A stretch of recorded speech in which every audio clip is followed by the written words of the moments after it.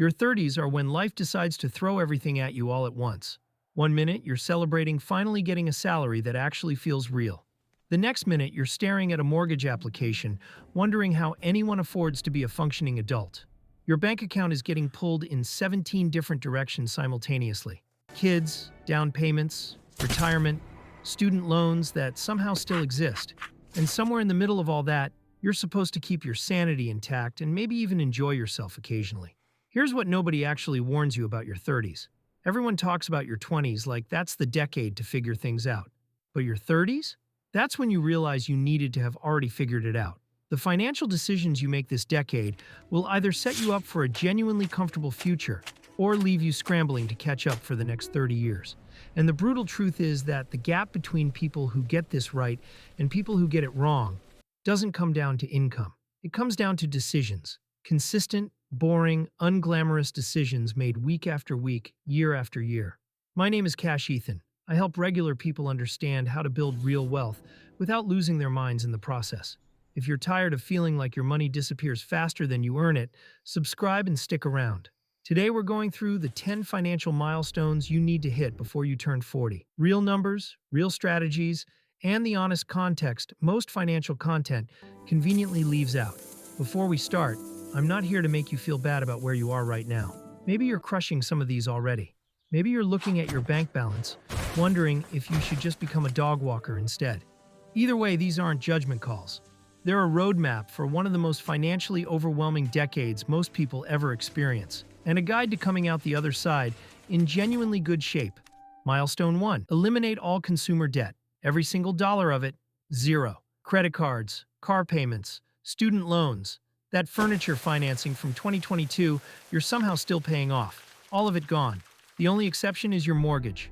Your 30s are your prime earning decade. Your salary is higher than it's ever been, and it's going to keep climbing. The last thing you want is consumer debt acting like financial quicksand, dragging down every dollar you earn before you even get to decide what to do with it. The real numbers: if you're paying $400 a month on credit cards and $600 on a car loan, that's $1,000 every month going into someone else's pocket. Over a decade, that's $120,000. And before accounting for what that money could have become invested at 7% average return, it's closer to $175,000. Consumer debt doesn't just cost you money in the moment. It steals your future compounding. Your 30s are also when life gets genuinely complicated. More responsibility at work, running a household, maybe raising kids. And for a lot of people, this is when aging parents start needing real support too. I felt this when my dad started needing more help around the house. He's one of those guys who believes he can fix anything with enough determination. Last month it was a plumbing situation. He was certain he could handle it with a plunger and some optimism. He could not. If I'd been buried in debt payments, I wouldn't have had the flexibility to just handle it without thinking twice. Having zero consumer debt isn't just a financial win. It's the freedom to respond to life without hesitation. The strategy is simple. List every debt smallest to largest. Pay minimums on everything. Throw every extra dollar at the smallest until it's gone. Roll that payment into the next one. The debt snowball works because it creates visible momentum. You eliminate one debt completely, and something shifts psychologically. You start believing it's actually possible, and that belief carries you through the rest. Milestone 2. Get your credit score to 800 or above. Unless you're paying cash for your house, your credit score directly determines how much your mortgage costs you. And that difference is not small. It's life-changing money. Real numbers. You're buying a $400,000 home, not a mansion, just a regular house where someone makes dinner and argues about whose turn it is to take out the trash. With an excellent score, you qualify for 6.5%. Over 30 years, you pay roughly $511,000 in interest. If your score drops to just slightly below excellent, and your rate goes to 7%, that half% difference costs you nearly $50,000 more. Same house, same carpet, same yard. $50,000 more purely because your score wasn't quite good enough. If your score is in the 650 range, the difference can exceed $90,000 in additional interest over 30 years. Here's what makes this worse. According to LendingTree, one late payment more than 30 days overdue can drop your score by up to 180 points and stay on your report for 7 years. One forgotten bill. Tens of thousands of dollars in consequences. The financial system is genuinely unforgiving about this, which means you have to be deliberate. The fix is consistent, not complicated. Pay every bill on time, every time. Set up autopay if you need to. Keep credit utilization below 30%, ideally below 10%. Don't open new accounts without a real reason. Don't close old cards without a strong reason.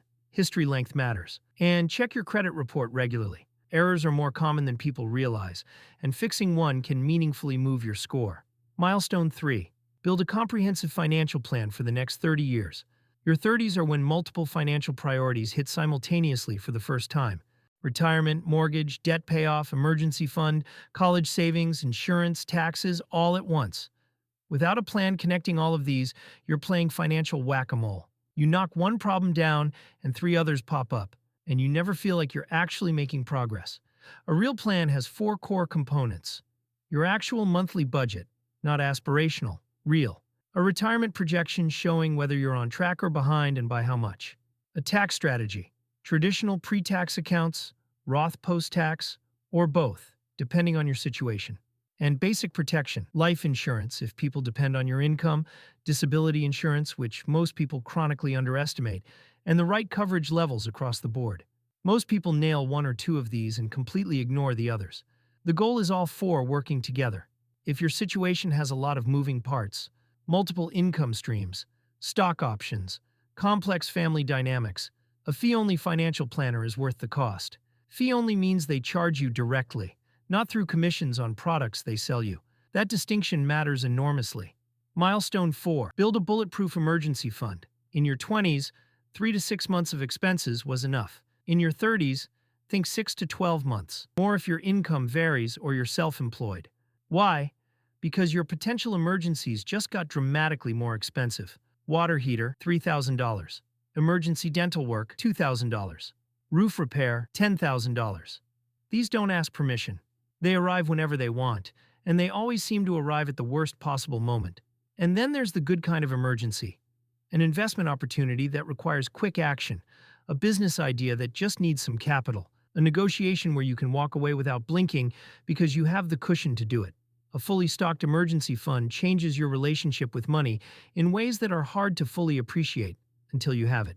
You negotiate from strength at work. You take calculated risks. You help family when they need it without derailing your own finances. You stop making fear-based decisions. And you can sleep at night knowing one surprise expense won't unravel your entire plan. Keep it in a high-yield savings account, liquid, accessible, and currently paying 4% to 5% annually. This isn't your wealth-building vehicle. It's your financial foundation, the base that everything else is built on. Milestone 5. Have 3 times your annual salary saved for retirement by 40. The average 40-year-old in America earns around $62,000. That means roughly $186,000 saved for retirement by that birthday. 3 times your salary, whatever your salary actually is. Here's why this number matters. If you arrive at 40 with 3 times your salary saved and keep contributing 15% annually, you could have over $2 million by 67. But compound interest is not evenly distributed. The growth you accumulate between 55 and 65 will likely exceed everything you accumulated between 25 and 55 combined. That only works if you gave it a large enough base to work from. That's exactly what this milestone protects. The math on delay is brutal and worth understanding once, so it stays with you. A dollar invested at 35 has 32 years to grow before you're 67. The same dollar at 45 has 22 years. At 7% average return, that's the difference between $8.72 and $4.74. Same dollar. More than double the outcome, just from time. If you're behind, capture your full 401k employer match first. That's an immediate 50% to 100% return on your money, and nothing in the investment world competes with it. Then max your Roth IRA, $7,000 in 2025, growing tax-free forever. Then increase your 401k toward the annual limit. And every single time your income goes up, raise, bonus, promotion, side income, automatically increase your contribution percentage before the money reaches your lifestyle. Milestone 6. Develop immunity to lifestyle inflation. This one, more than almost any other on this list, separates the people who actually build significant wealth from the people who look like they're building wealth but are really just spending more as they earn more. Your 30s are prime time for lifestyle creep. Income goes up, expectations adjust upward, expenses expand to fill the new income. Net savings rate stays the same, and the person making $150,000 is always stressed about money, just like when they were making $80,000. The lifestyle upgraded. The wealth didn't. I have friends in major cities making genuinely impressive incomes, always stressed about money, driving $70,000 cars, paying $5,000 a month in rent, eating out 5 nights a week, wondering why they can't get ahead. It's like watching someone pour water into a bucket with a massive hole in the bottom and being genuinely confused why it never fills up. The fix is automation before your brain gets involved. Every time income increases, automatically direct at least half towards savings and investments before it reaches your checking account. Got a $5,000 raise? Automatically increase retirement contributions by $2,500 annually. Your lifestyle still improves? Your wealth accelerates. Both happen simultaneously. The key phrase is before you ever see it. Once money lands in your checking account, your psychology has already spent it mentally. Redirect it first. Milestone 7. Get your estate planning done. If you have children, a mortgage, or meaningful assets, this is not optional anymore. Without a will naming a guardian, a court decides who raises your kids if something happens to both you and your spouse. A judge who has never met your family, with a full docket of other cases, makes one of the most consequential decisions imaginable. A simple will prevents that entirely. Without a healthcare directive and power of attorney, if you're incapacitated, medical and financial decisions get made by default legal rules, not by what you'd actually want for yourself. Basic estate planning is less expensive than most people assume. A straightforward plan, will, healthcare directive, power of attorney, often costs a few hundred to a couple $1,000s with an estate planning attorney. For simple situations, reputable online services work too. Review it every few years or when major life events happen. Something in place is always better than nothing. Milestone 8. Invest in your health like it's a financial asset. The average American spends over $300,000 on healthcare over their lifetime. If you reduce that by just 20% through preventive habits, consistent movement, better nutrition, adequate sleep, regular checkups that catch things early, that's $60,000 saved. And that doesn't include the career implications. Fewer sick days, more energy and focus, more opportunities, a longer productive working life. Your 30s are when your body starts sending new and unfamiliar messages. Recovery takes longer. Sleep matters more. The things you could ignore in your 20s without consequence start having consequences. Building sustainable habits now, while change is still relatively straightforward, is categorically different from trying to rebuild your health in your 50s after decades of neglect. It doesn't require becoming someone else. Find movement you'll actually sustain long-term. Eat food that mostly nourishes you. Take sleep seriously. It affects every other area of performance. Go to the doctor and don't ignore things that deserve attention. The money spent on preventive care is not a cost. It's an investment with compounding returns. Milestone 9. Start funding your kids' education. College costs have increased at twice the rate of general inflation for 30 years, and there's no credible sign of that reversing. A 4-year degree at a public university now runs over $40,000 per year, including room and board. Private schools are closer to $70,000 annually. A 5-year-old today could be looking at $250,000 for a 4-year degree by the time they enroll. A 529 plan is the right vehicle. Money grows completely tax-free. Withdrawals for qualified education expenses are tax-free. Many states offer a tax deduction on contributions, meaning you get an immediate return the moment you contribute. And under current rules, unused funds can be rolled into a Roth IRA in the beneficiary's name.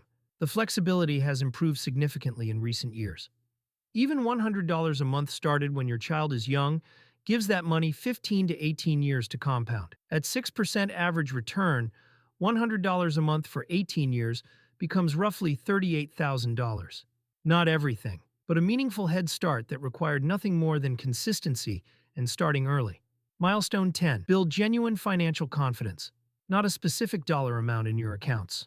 Real confidence, where you understand your situation well enough to make clear decisions without constant second-guessing and without panicking every time the market drops or a scary financial headline appears. Financial confidence is a skill, not a personality trait some people are born with. It comes from actually knowing your numbers, not approximately, precisely. From having systems that run automatically so you're not relying on willpower and memory. From having a plan that connects all the pieces, emergency fund, debt payoff, retirement, college savings, insurance, estate documents, as one integrated strategy you genuinely understand and believe in. What it feels like in practice, You don't lie awake at 3 a.m. running financial catastrophe scenarios. You don't avoid opening your investment account when markets are down. You don't make decisions out of fear or FOMO. When something unexpected happens, a job loss, a market correction, a real emergency, you have a plan and you know exactly what to do. That clarity is worth more than most people realize until they actually have it. Some people build and manage this plan entirely themselves. Others work with a fee-only planner to coordinate everything and provide objective perspective when emotions start affecting judgment. Either approach works. What doesn't work is having no plan and hoping things somehow work out. Your 30s are your financial prime time. You're earning more than ever before. You have decades ahead for compound interest to do its job, but you also have more competing priorities than at any other point in your life. The decisions you make this decade will largely determine whether your 50s and 60s are spent worrying about money or genuinely enjoying what you built. Pick one or two milestones that connect with where you are right now and start there. Pay off that credit card. Open that high-yield savings account you've been putting off for 6 months. Small, consistent actions compound, exactly like your investments do. I'll see you in the next one.